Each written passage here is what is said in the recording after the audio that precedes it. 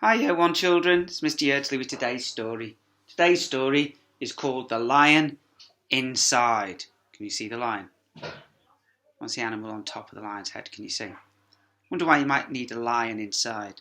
How do lions normally behave? Does he look like a friendly lion, do you think? Should we find out? Stories by Rachel Bright, by the way. And Jim Fiend. In a dry, dusty place, where the sand sparkled gold, stood a mighty flat rock, all craggy and old. And under that rock, in a tiny full house, lived the littlest, quietest, meekest brown mouse. See the mouse in there? He was so very tiny, so incredibly small, that nobody noticed him ever at all. Saying down there in the field, see, hello, right down, so small. Ow! He got trod on and sat on and missed out for stuff, ignored and forgotten. Ouch! Yes, mouse life was tough. Looks rather sad, doesn't he? Meanwhile, far above, on top of the rock, times were quite different. It was lion o'clock. I think that means the lion is in charge, don't you? This huge, toothsome creature made sure everyone saw how important he was by how loud he could roar. Roar! How loud can you roar? Let's hear. Roar!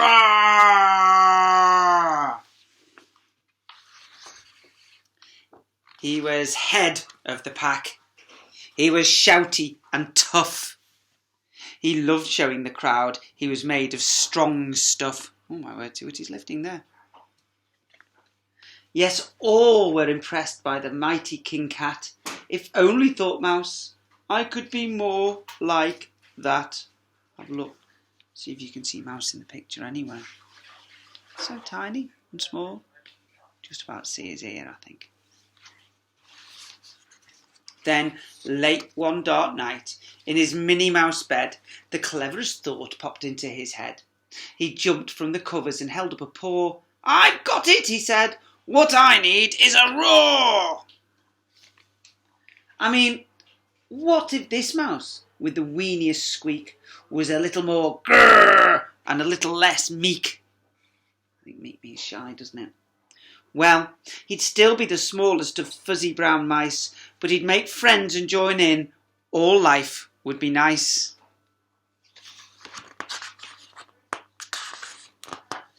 Yes, thought the mouse, I must find out how. I will learn how to roar, and I will learn it now. But, gulp, oh my gosh, there was only one beast who could teach him this thing, but might make him a feast. He didn't want to be a feast. It means he might eat him, I think. It was time to be strong, take a chance after all. Forever was such a long time to feel small. So he made himself brave, and he thought like a winner. He set off for the top, hoping not to be dinner. It felt like the scariest thing he could do. But if you want things to change, the first to have to change is you. Being very brave, isn't he? The further he climbed, the closer he got to the slumbering lion reclining on top. Then at last he stood on his tippy toes. He found himself suddenly nose to nose. Ahem! Pardon me. Wake up, Mr. Lion. You've got company. Squeak, Mr. Lion. What I've come to you for is squeak. Do you think you could teach me your roar? What do you think? Not looking too impressed, is he, the lion? Silence befell the twinkling plain. The lion opened his eyes and puffed out his mane. Time slowed right down, why it felt like a week. Then he opened his mouth and let out an eek! Oh my word. How's he look now? The lion was shaking, his paws all a-thumble. He was backing away with a scrambling tumble. "Don't hurt me," he whispered. "Oh, try to be nice." Well, my goodness, this lion, he was frightened of mice. "Don't worry," Mouse peeped. "I'm a friend, not a foe.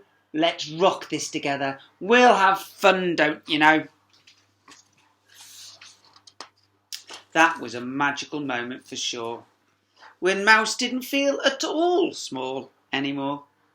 He'd found his true voice and learned to speak out, and for that you don't need to roar or to shout. And from that day and always, the two were a pair. They both liked that rock better now that that rock was to share. The mouse, while still little, felt big in his head.